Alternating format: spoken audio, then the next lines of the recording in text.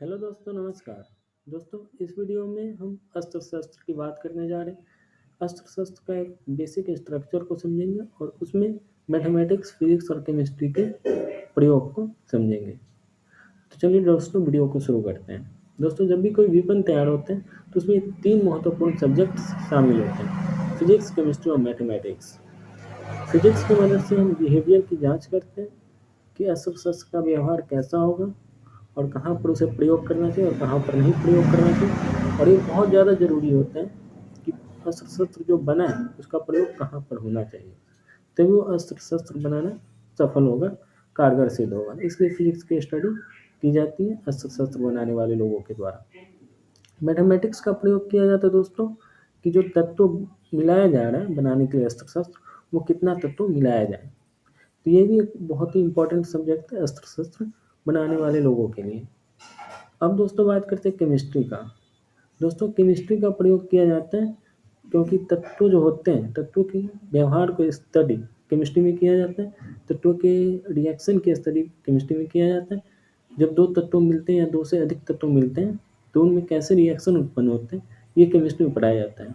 और बहुत सारे तत्व हैं, बहुत सारे यौगिक हैं और बहुत सारे स्ट्रक्चर्स बनते हैं उन एटम्स के द्वारा, उन कंपाउंड्स के द्वारा। दोस्तों, एटम को हिंदी में तत्व कहा जाता है और कंपाउंड को यौगिक यौगिक कहा जाता है। जब 2 या 2 से अधिक तत्व मिलते हैं तब एक कंपाउंड का निर्माण होता है। उसी प्रकार मॉलिक्यूल्स आते हैं। मॉलिक्यूल्स मतलब अणु। अणु मतलब कि 1 या 2 से अधिक तत्व जब रहते हैं तब अणु का निर्माण होता है और अणु से भी बड़ा होता है कंपाउंड। तो इस प्रकार से स्ट्रक्चर तैयार होते हैं और यह स्ट्रक्चर तैयार करने में केमिस्ट्री का इम्पोर्टेंट रोल है। तो दोस्तों, इस वीडियो में मैंने फिजिक्स, केमिस्ट्री और मैथमेटिक्स की बात की। इसका एक बहुत ही बड़ा रोल होता है किसी भी वेपन को बनाने में, और ये सब हायर स्टडीज में किया जाता है। यदि आप DRDO में जा रहे हो, इसरो में जा रहे हो, तब इन सब चीज़ों का इम्पोर्टेंट रोल होता है। या फिर किसी भी लैब में आप रिसर्च कर रहे हैं तो लैब में ये रिसर्च किया जाता है कि कौन से तत्वों को किस तत्व के साथ रिएक्शन किया जाए और क्या मॉलिक्यूल तैयार होगा, क्या कंपाउंड बनेगा, या फिर कौन सा नया जो स्ट्रक्चर हुआ बनेगा। तो इस चीज़ की स्टडी लैब में की जाती है। और लैब में केमिस्ट्री, फिजिक्स दोस्तों, फिजिक्स जो होता है वो नेचर दर्शाता है, बिहेवियर दर्शाता है और बिहेवियर को मापता है, इफेक्ट को मापता है।